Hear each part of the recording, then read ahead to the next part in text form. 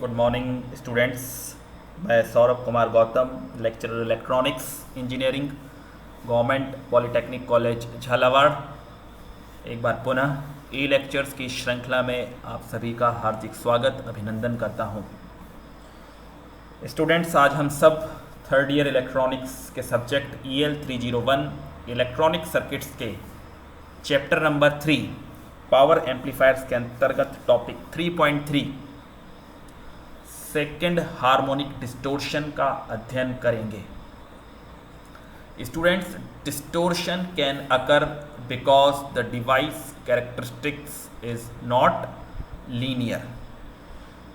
जब हमारा active device, amplifying device active region में, लीनियर रीजन में काम नहीं करता है तो हमारे पास डिस्टोर्शन होता है। इन which case non linear amplitude और phase distortion occur. This can occur with all the classes of amplifier operation. Distortion can also occur because the circuit elements and devices respond to the input signal differently at various frequencies, this being frequency distortion. अब जब हम frequency distortion या second harmonic distortion की बात करते हैं तो उससे पहले हमें फोरियर सीरीज और फोरियर एनालिसिस के बारे में थोड़ी सी जानकारी होनी चाहिए। One technique for describing the distorted but periodic waveforms uses Fourier analysis. It is a technique that describes any periodic waveform in terms of its fundamental frequency components and frequency components at integer multiples. These components are called as harmonic components or harmonics. The harmonic distortion suggests the presence of those frequency components in the output which are absent on the input side of the amplifier.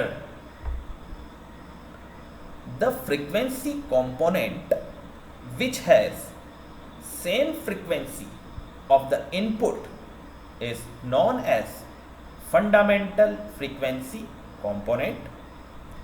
The other frequency component in the output which are integer multiples of fundamental frequency component are known as harmonics. तो हमने देखा कि जो fundamental हमारी frequency है जिसे हम F से नॉर्मली डिनोट करते हैं, उस फंडामेंटल फ्रीक्वेंसी के अतिरिक्त भी जो हमारा आउटपुट सिग्नल होता है उसमें अदर फ्रीक्वेंसी कंपोनेंट्स उपस्थित रहते हैं। और जो अदर फ्रीक्वेंसी कंपोनेंट्स होते हैं वो फंडामेंटल फ्रीक्वेंसी के इंटीग्रल मल्टीपल्स होते हैं और उन्हें ही हम हार्मोनिक्स कहते हैं। If the frequency of the fundamental component is से F hertz, then twice of fundamental frequency, thrice of fundamental frequency, 4 times of fundamental frequency, etc. are the harmonic components.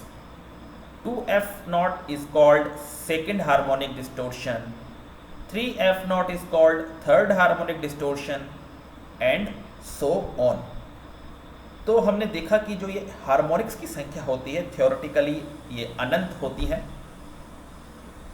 तो इसी प्रकार हमारे पास सेकेंड हार्मोनिक डिस्टोर्शन होता है, third harmonic distortion होता है, fourth harmonic distortion होता है। यहाँ मैं स्टूडेंट्स आपको बताना चाहूँगा कि हम फर्स्ट हार्मोनिक डिस्टोर्शन इस प्रकार की कोई भी टेक्निकल टर्म का इस्तेमाल नहीं करते हैं, क्योंकि हमारा जो पहला हार्मोनिक है it is itself the fundamental frequency of the signal. तो जो भी हमारा हार्मोनिक डिस्टोर्शन होगा वो सेकेंड से शुरू होता है। If the input signal is a pure sine wave of frequency F0, then the output should consist of only fundamental component. तो हम आइडियली अगर हम बात करते हैं तो जो इनपुट सिग्नल हमने अगर प्योर साइनसोइडल लगाया है जिसकी फ्रीक्वेंसी f0 है, तो आउटपुट में भी हमें वही सिग्नल मिलना चाहिए और केवल फंडामेंटल कंपोनेंट ही प्रेजेंट होना चाहिए। All other harmonic components are actually unwanted components. That is true. When they get added to the fundamental component, the output waveform is distorted. As shown below, हम देखेंगे अभी एक डायग्राम के माध्यम से भी देखेंगे कि किस प्रकार से because of presence of harmonics, mainly due to second harmonic, the shape of the output signal get distorted. The shape of these signal is decided by amplitudes and relative phases of the harmonics that are added with the fundamental. तो no doubt कि जो हमारे harmonics हैं उन harmonics का क्या amplitude होता है, उन हार्मोनिक्स का क्या रिलेटिव फेज है, that going to affect the shape of the original signal.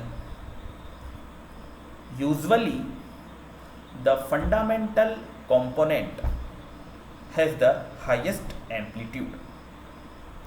The amplitude of the harmonic components decrease with an increase in the order of harmonics.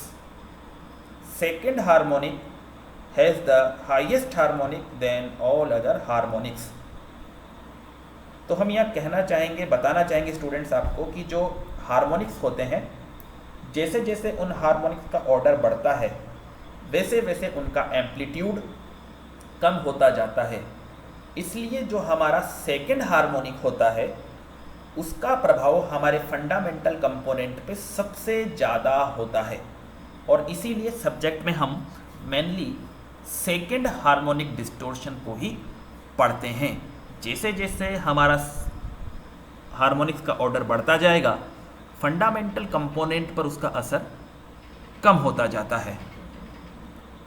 Third harmonic amplitude is lower than that of the second harmonic component but higher than the rest of the harmonic component. That is very simple. तो जैसे जैसे आपका order बढ़ेगा उसका amplitude कम होता जाएगा harmonic का और साथ ही साथ फंडामेंटल कंपोनेंट पर उसका असर भी कम होता चला जाएगा। अब हम बात करते हैं कि how to calculate total harmonic distortion in case of power amplifiers. The total harmonic distortion can be calculated by the following formula. अब एक हम फॉर्मूला देखते हैं आसान सा। A signal is considered to have harmonic distortion when there are harmonic frequency components, not just if the fundamental frequency has an amplitude A1 and the nth frequency component has an amplitude AN, a harmonic distortion can be defined as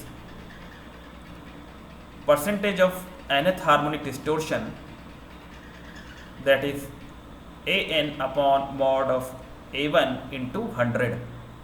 That is, we are going to divide the amplitude of nth harmonic by the fundamental components amplitude. अब हम figure की बात करते हैं कि किस प्रकार से हार्मोनिक डिस्टोर्शन इन पावर एम्पलीफायर को हम प्रदर्शित कर सकते हैं। तो आप देखिए यहाँ पर ये एक फंडामेंटल साइनसोइडल वेवफॉर्म ड्रॉ किया हुआ है। देन ये एक सेकेंड हार्मोनिक कंपोनेंट ड्रॉ किया हुआ है। थर्ड हार्मोनिक कंपोनेंट हमें किस प्रकार से दिखता है, और ओवरऑल जब हमारे पास ये सिग्नल डिस्टोर्टेड होकर आती है साइनोसॉइडल वेवफॉर्म, तो हमें कुछ इस प्रकार से ये नज़र आती है। अब इस डायग्राम में आप देख सकते हैं हमने सारी वेवफॉर्म्स को एक साथ ड्रॉ किया है। So most important is the waveform due to second harmonic. तो सेकेंड हार्मोनिक का असर ही पावर एम्पलीफायर की परफॉर्मेंस पे सबसे ज़्यादा होता है। स्टूडेंट्स, आज हमने देखा कि सेकेंड हार्मोनिक डिस्टोर्शन क्या होता है, हार्मोनिक्स क्या होते हैं, फोरियर एनालिसिस क्या होता है, फंडामेंटल कंपोनेंट क्या होता है। और मैं आशा करता हूँ कि आज का ये ई लेक्चर आपको पसंद आया होगा और आपके लिए लाभदायक सिद्ध होगा। सेकेंड हार्मोनिक डिस्टोर्शन का जो ये फॉर्मूला है, इस पर आधारित न्यूमेरिकल्स भी हमसे परीक्षा में पूछे जाते हैं। धन्यवाद।